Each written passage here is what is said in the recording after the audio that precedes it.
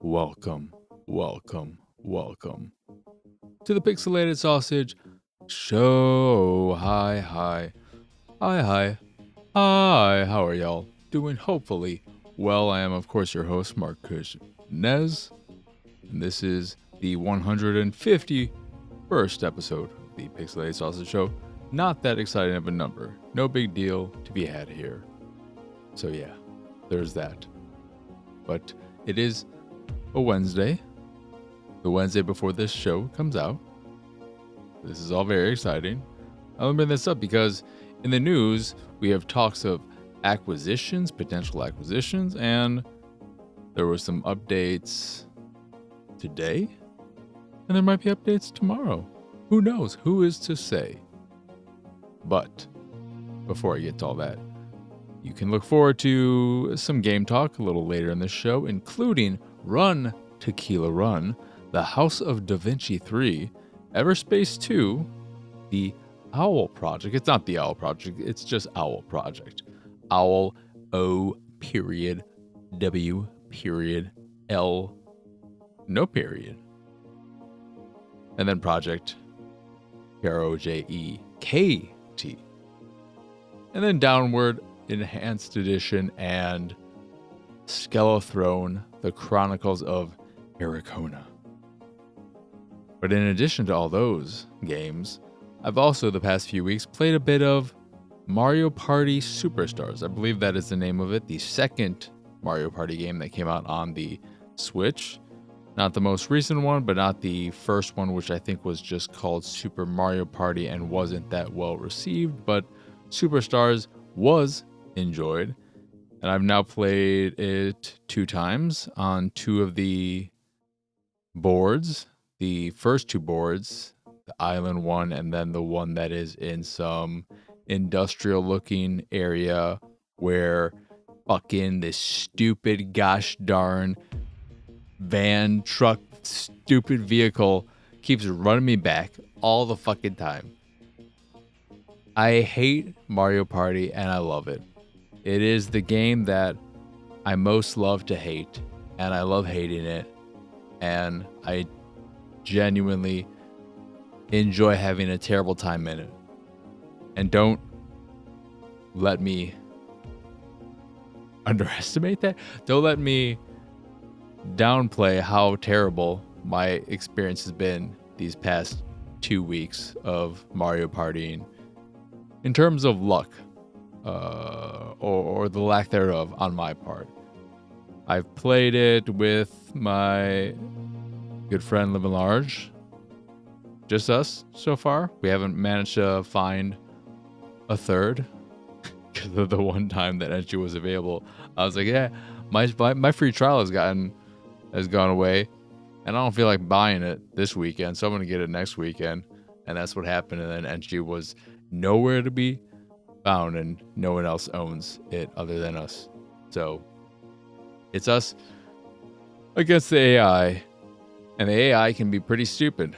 The most recent game we played, Peach, who was played by the AI, probably should have won, but they did something very stupid, or didn't do something very smart, to put it more accurately, and that I think cost them the game. I'm not sure if it would have exactly played out that way, but in both games, I think I had the least number of spaces moved, and in the last game at least, I managed to never visit the shop once. The first game we did a 10-turn game just to see how it went, so we did a short game, and then we did a 15-turn game this most recent time, and in that 15-turn game, never once saw a shop. I finally got a star. I didn't get a fucking single star, not even one of the surprise random stars at the end. So that was not fun, but it was fun. And at least in both cases, Living Large won and not one of the AI. But yeah, it's a fun game to just let the chaos of it enthrall you and overtake. Just accept the chaos and let it wash over you and have a good time. That's what it is. You shouldn't go into Mario Party expecting or desiring actual competition. You should just understand that you are at the whim of the game and its randomness and all of that, and just enjoy it. And if you can't enjoy that, it's just not a game for you. I'm happy that the most recent Mario Party, is it called Jamboree or something along those lines? I'm happy it's given people more options and ways to negate some of that randomization. I don't know if it allows you to negate all of it, but I would never ever play it in that way. I don't understand why some people are so up in arms about it existing. It's like the people who get upset when games get accessibility options or difficulty levels or something along those lines that just allow more people to play and enjoy said game.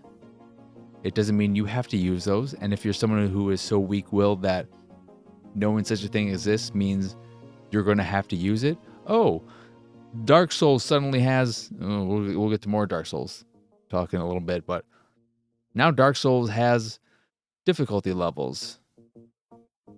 What am I going to do? There's this one, the default one, that says this is the way the game was designed to be played and so on and so forth, but now there's an easy mode. What? I can't not put it on the easy mode, even though I'm so used to it not being that way. I can't help myself. That's your problem then. That's not the game's problem. And don't blame the people asking for that type of accessibility, because it's your fault. It's your fault for being so weak-willed. Grow a fucking spine and don't do that. But that reminds me, in thinking about that kind of stuff, adding difficulty options to a Souls game, for instance. And I wonder if in games like that don't have difficulty options, that are challenging and all that, if it would be more acceptable if there was no difficulty option added to the game, but instead they had an accessibility tab that allowed you to increase your damage, increase your health, lower enemy damage, lower enemy health, and stuff of that nature. If instead of having some difficulty you select at the start, or difficulty you can change at any point during your playthrough, if it was instead the game just starts and it's like it's always been, but there is this settings, this area in the options menu that you can adjust certain things so that it's a more accessible experience for you. And in that way, instead of it being a blanket, here's easy, medium, hard, and this is what that means, you can tailor the experience to you and what it is that gives you that extra challenge that makes those games unaccessible or not fun, whatever makes you not want to play them, not enjoy playing them. If it's that the parry window is too small, have an option so you can expand that parry window, or iframes after a dodge, or stuff of that nature.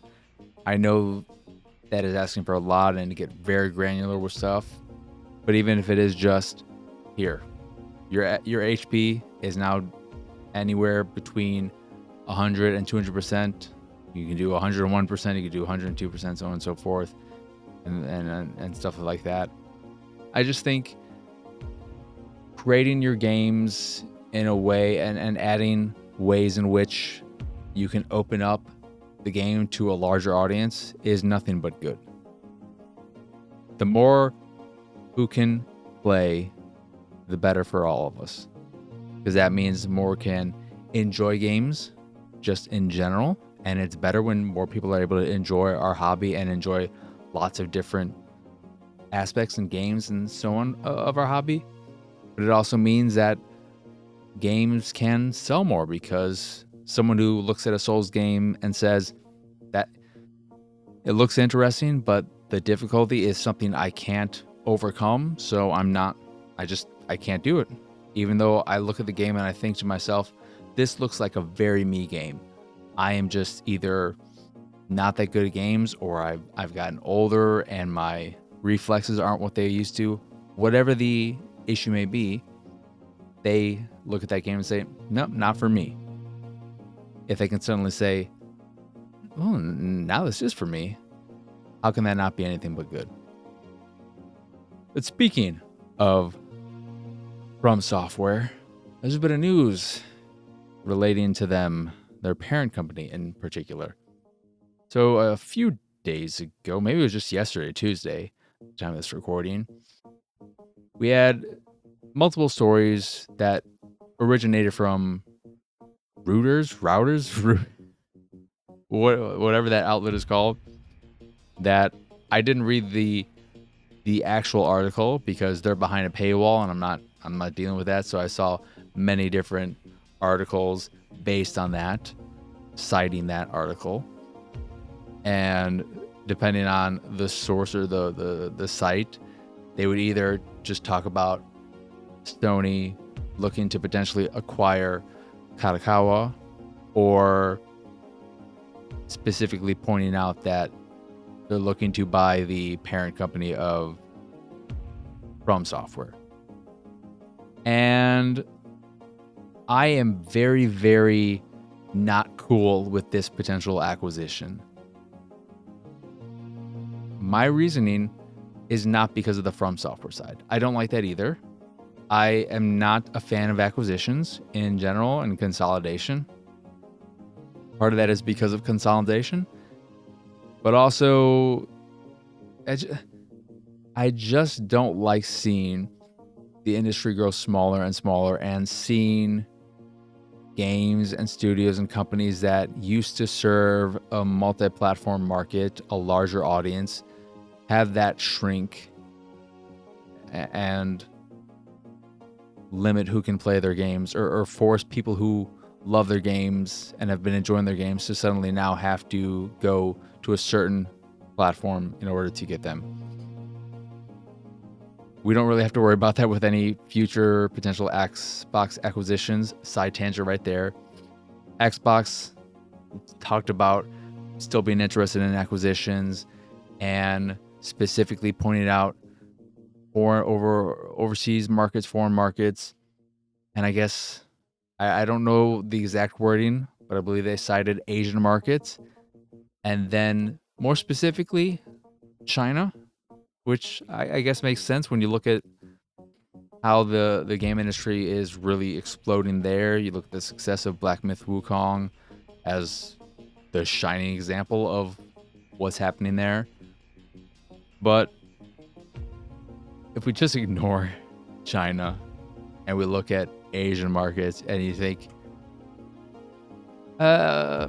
you had an initial little small foothold in there with Tango Gameworks, a studio that just made a game that was, I'm sure, not a big seller, probably didn't make a big splash in terms of Game Pass, but was very critically well received. And I just that was always the one that made the least sense to me, unless it cost them so much because of overseas stuff. If there were extra fees related to that, I'm not sure. But then why even talk about other acquisitions? I don't know. Arcane was also in that whole thing, and not great, but you can kind of understand the reasoning off of Redfall, but still, fucking Sasha and whoever the fuck is the main person at Microsoft, they got all that increase. Like, fucking, you didn't need a raise. Dear. But that, when all that stuff came out, talking about, yeah, we're working on a handheld, it might be a few years away, and that got me bummed. Oh, a few years away. But then I thought, a few years away, it's 2024, 2026 is a few years away, because few means two, which blew my mind. My dad always said, few, that's two. And I said, no, it's not. Few is like 2 or 3 or whatever, right? It's like, what if you meant two, why wouldn't you just say two? Why do you say few? A few is more than, it's not just two. But I think in the dictionary, it actually says it just fucking means two. Maybe there is an additional definition that says two or more, or two or three, two or four. But if it does literally only mean two, and that's the only definition of it, why the fuck does the word exist? We already have a word for that. It's fucking two. And it rhymes. It's not even a different sound. It's not like you're making a short word that's easier to say compared to 1100 or some fucking stupid shit. Few two. Fuck off. All right. But where the hell was I? Microsoft acquisitions, handhelds. 2026 is a few years away. So maybe there's still potential that November of 2026 celebrate 25 years of Xbox with a brand new console, handheld, and let's go. Please, for the love of God, do it. But back to the potential acquisition of Kadokawa by Sony. Why I don't like this, while the FromSoftware side of things is not something I'm excited about, and it's not just because I'm Xbox first. All you PC players, you should be upset about this too, because they'll put their games on PC eventually, but not right away. Not unless they're multiplayer focused. There's no reason for them to do that. And there's also questions about because it's Sony looking to acquire Kadokawa, not PlayStation looking to acquire FromSoftware. Not saying you won't just have that happen, but this could be more akin to the Bungie thing, and there also could be some kind of clause where FromSoftware can choose to buy back their shares to have a majority stake in themselves, to take back ownership, because currently I believe Kadokawa owns around 70%, and then Sony already owns 50% stake in FromSoftware, and then some other company owns 15% stake. But why I don't like this potential acquisition is because it just furthers Sony's monopolization of the anime industry in a way that I really, really don't like. Sony currently owns Crunchyroll, which I think pre-Sony acquisition acquired Funimation, or might have been around that time. So you have Crunchyroll and Funimation, which I'm not even sure if Funimation still exists. Can you stream? Is that a streaming platform? Are there still some things that haven't moved over to Crunchyroll? Regardless, they have Crunchyroll, they have Funimation. So they have a very dominant foothold in the streaming market. The main other player would be High Dive, which does have its exclusives, Sentai Filmworks and all that, but it's not a great platform. I am surprised it's persisted in just the way it's run and how poorly implemented so much is on that platform, but it's still there. And then you do have Netflix and Hulu, but both of them just seem to have, Netflix maybe more so, has occasional real big gets like the Pluto anime, and I believe they were the exclusive one of that Mobile Suit Gundam recent one. But they have taken a bigger dive into that space. But Hulu just seems to have stuff here and there, just fucking, well, why not? So they already have that. Then they own Aniplex, A1 Pictures, Cloverworks, and let's not forget the number one distributor of anime merchandise, movies, figures, plushies, books, manga, etc., was Right Stuff. I'm pretty sure they were number one. Maybe they weren't.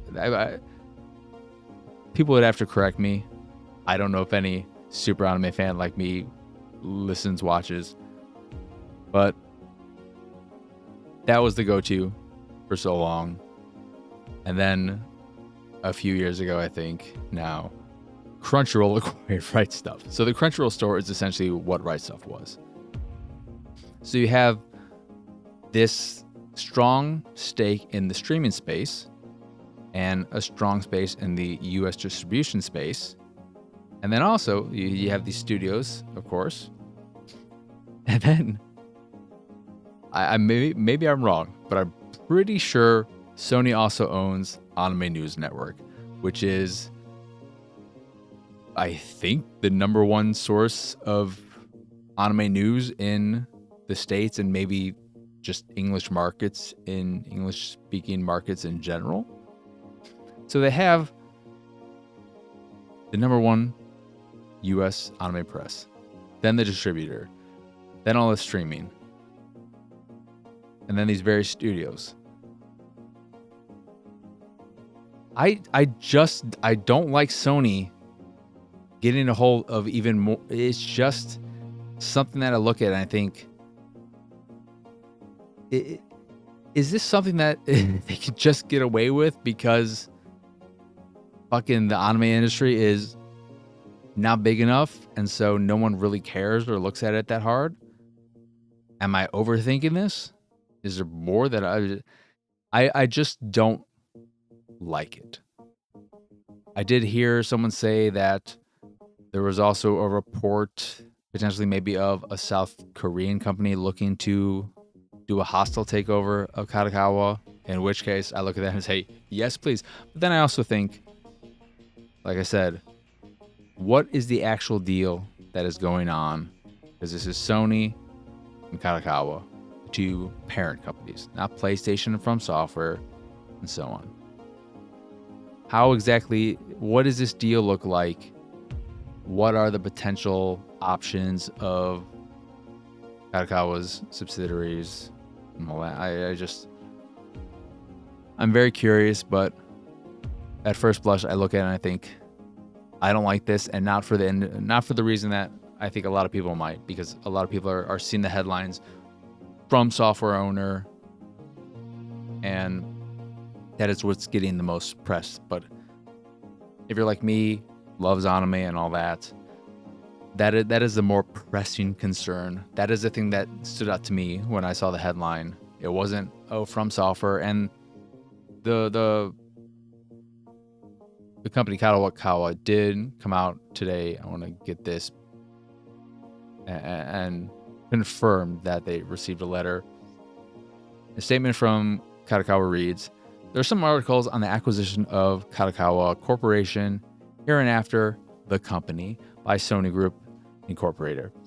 However, this information is not announced by the company. The company has received an initial letter of intent to acquire the company's shares, but no decision has been made at this time. If there are any facts that should be announced in the future, we will make an announcement in a timely and appropriate manner. So it is something that's up in the air. But we also can look at some of the other companies they own. They own developer Spike Chunsoft, which was most recently responsible for Dragon Ball Sparking Zero. And Kadokawa earlier acquire the Tokyo studio known in recent years for Octopath Traveler 1 and 2 and Mario and Luigi Brothership. So, yeah. Just a thing to think about. I had no questions. Should have said that at the top of the show, but if you have questions, again, just leave a comment on the podcast on YouTube, and I will get to it in the next episode. But let us get on to what I've been playing, starting with Tekila Run. This is a weird game. I looked at the title and the key art, and I thought, oh, this is going to be some kind of, Temple Run, Subway Surfers type of game, where I'm a little goat running through these areas, trying to avoid obstacles and whatnot. I like those games. That's what this will be. But instead, it's some weirdo fantasy story where you are trying to sleep, and then you're watching the goats, you're counting the goats or the sheep, going over your little fence, and then little Tekila just fucking, I think, runs off, and then I don't know if it's you or some demon version of you, or a demon that's like, hey, I want to help you out. You inhabit, and then You're just exploring this world with a cheeky sense of humor that does not work for me at all. It tries to be funny, and oh boy, I really hated listening to the narration and every attempt at humor.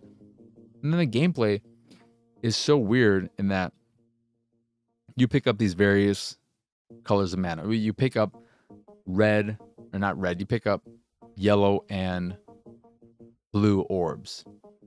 And when you do that, your mana will fill. If you pick up a bunch of blue, that'll fill all the way to the top. And then for every yellow, you'll have a certain section of the green. You need green to use your mana. And you use your mana to just do an area of effect thing that will damage these zombies that are coming and attacking you. So you're constantly just running around this area, letting zombies collect in large groups so that when they get close to you, you can take out a lot with one hit. There are red orbs around too to increase your health. That's all you're doing while constantly getting this yapping in your ear that's supposed to be funny. And I played it for maybe about an hour, if that. And I don't know. I think it might expand gameplay wise a bit, but if I have to listen to this attempt at humor it doesn't look good. It's not funny. It doesn't play well. It's not fun to play, nor does it particularly play well. It's just one of the weirdest games I've played in quite some time, which is not something to be applauded. I was going to say, is this something to be applauded? I do appreciate that it's trying something different and being different. I appreciate that. I genuinely appreciate that. It's nice to see a game that isn't just doing something that so many other games have already done, but slightly different or with a different coat of paint.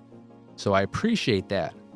But it just so happens that in this case, what they decided to do did not work for me in any of the various categories. But maybe worth looking into if you like weird games. It might tickle your funny bone. That is going to run Tekila Run. I don't know what that pregnant pause was. Next game, though, is House of Da Vinci 3. And this is a first-person point-and-click adventure game, essentially. I've not played the previous two, but I played through the initial area, the prologue area, which took me at least, maybe about an hour. And there is a bit of story going on, and you have this device that can create rifts that allow you to travel between times, I believe, is what was going on. But the puzzles weren't that interesting, and the art was very bland and dull and very template-y feeling, in that it felt like something you would make in Unity or Unreal with assets that the creator comes with. Kind of. It just lacked any kind of artistic flair, any kind of real artistic identity. And I've talked about this before with puzzle games, whether they be puzzle or point-and-click adventure.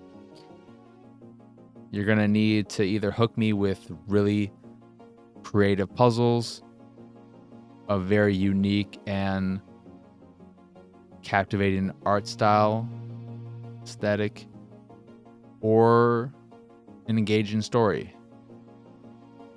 House of Da Vinci 3 in that first area didn't do any of that for me. So wasn't really drawn to keep playing. Everspace 2, something I played a while ago on PC, and then decided to go back to it, finally get around to it with the release of the Titans DLC. It came out a bit ago.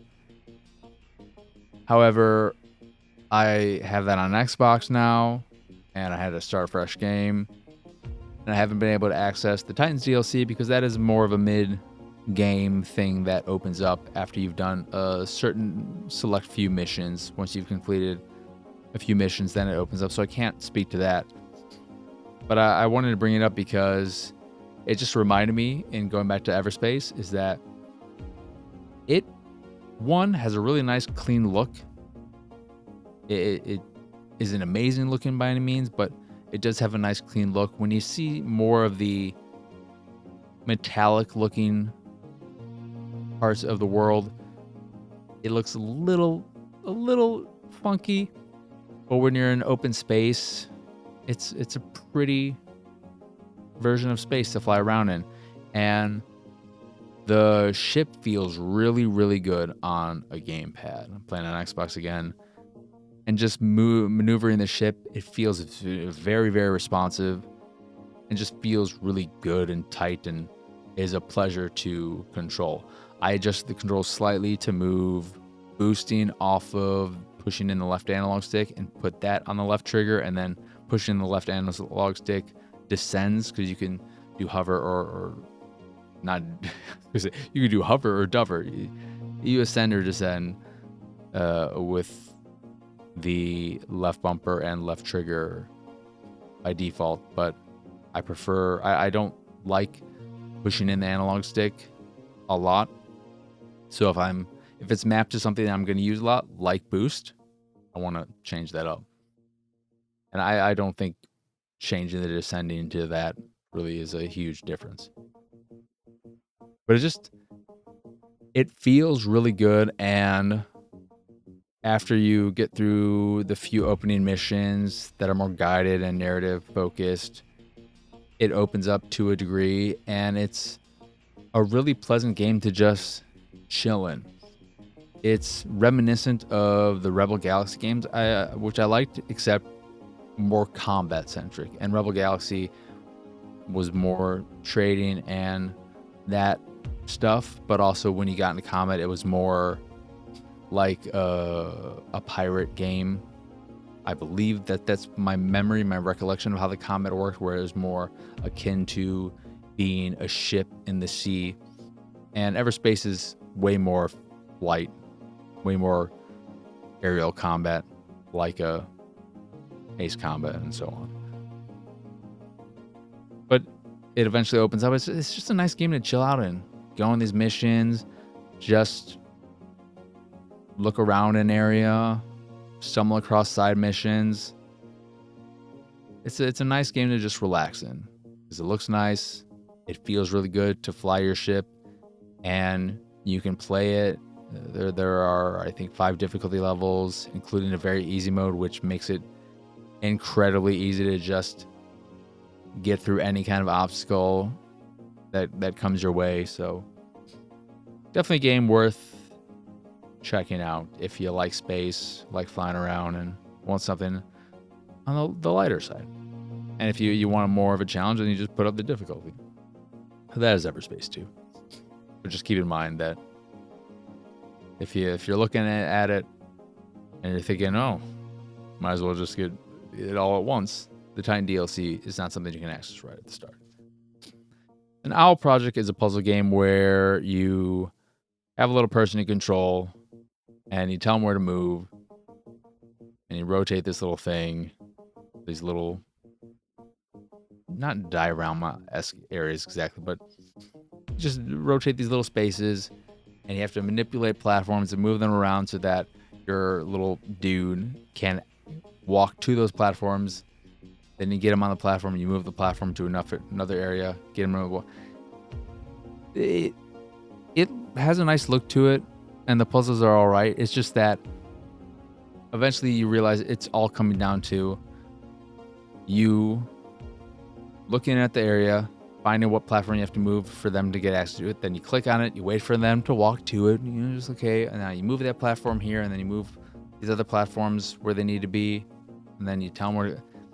It's a lot of looking at a puzzle area at the start, moving everything where it needs to move, then clicking once to get the person to move to the one space, then moving that platform somewhere else so that they are able to get to another area. Then it's just, there's a lot of downtime where you're just waiting for the dude to make it to the next waypoint, and that made it very unengaging. Where I was just like, all right. There's the initial puzzle moment where you see a puzzle for the first time, and then you figure out what you need to do, and then there's just the few minutes of waiting with occasional moments where you got, okay, now I'm gonna move this here. It wasn't super fun or exciting or challenging either, because there aren't really a whole lot of options for you to, it's not a puzzle game where you can do a whole bunch of different things. It's really just, okay, well, clearly this is all I can do, so this is what I have to do, and that was it. Maybe later puzzles get more complicated, but I played the first 15 or so puzzles, and it's just the same thing. Slightly more challenging, but never something that made me really think. So there's that. Then Downward Enhanced Edition is a first-person parkour game that has a story I quickly stopped paying attention to, and it is another game that's just pretty nice to chill out with. It's a little janky in terms of the animations when you grab onto a ledge. It's like this, it feels a little herky-jerky, not completely smooth. So that's a little not great. But overall, it's fun just being thrown in this world, and you can follow a certain path. But you can also, just when you get to these large open areas, go around collecting orbs in a very crackdown-ish way where you're just going after these things to upgrade yourself to a certain degree. And I had fun turning off my brain, listening to a podcast, and just jumping around. I didn't care about the story. There are also these golems you fight. One of the ways in which you open up areas and are able to explore more of the world is by finding these cubes that you need a number of to open certain areas. So you might come across a door that requires 9 of them, and they just keep building up in your inventory. And you get them through finding them in the world, or by defeating these golem creatures that are really easy to deal with. You just get close to them, which initiates them to attack. And then after a certain time, they'll do some kind of attack that will stun them for a brief time. These points of interest on them will turn green, and then you just interact with them, rip them out of them. 1, 2, 3, done. And that's all there is to it. But there are a handful of different areas. You eventually get the ability to fast travel between certain areas.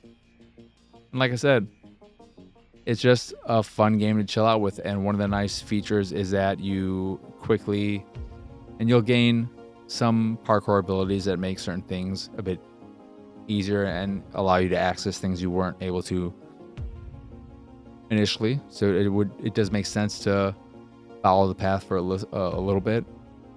But you do quickly get an ability to drop down essentially a respawn point, so that if you find yourself in front of a tricky parkour section, you can drop down the respawn point, and if you're going through it and then you're halfway through and you fall, like maybe you're really high up, something along those lines, just press a button, I think it's the left bumper, instantly back at your respawn point. You can go again. I used that a few times. I don't know if there's any kind of penalty or limited use for it. I never came across that in how I used it, so that makes it a lot easier to deal with too. So you never feel quite like it's not like in those streamer games where you're climbing up a mountain and then you make an error and you fall all the way down and you have to go all the way back up. No, you just create waypoints. When you see a tricky situation in front of you, just create a respawn point. That's pretty nice. There's something else I want to mention. Oh yeah, there are time trials and stuff like that. They're solid. It's a solid little game. Looks fine, runs well, feels pretty good. Outside again, some janky-ish animations. Another good game to chill out with. And then the last game is Skelethrone, the Chronicles of Ericona. This is a side-scrolling 2D. I don't remember if it said Metroidvania, but very Souls inspired, where you're going through the areas. You have these points, these recipe points where you can upgrade your character. When you die, you lose all your stuff, and you have to get back to your point of death to reclaim your spirit and all the goodies you dropped. But doesn't look good, doesn't play well. I think there was a story there. Obviously, it didn't do anything for me, so not much to say there. It just is unlike Tekila Run, for instance. This is a game that is doing something so many other games have done, and from what I've played, does nothing particularly new, and doesn't have anything. It doesn't have a nice, unique coat of paint, or it just is. It ends up being another one of those, and when you have a lot of those, you got to be more than another one of those. And even amongst being another one of those, it's not a particularly decent one. So, not really much else to say about that.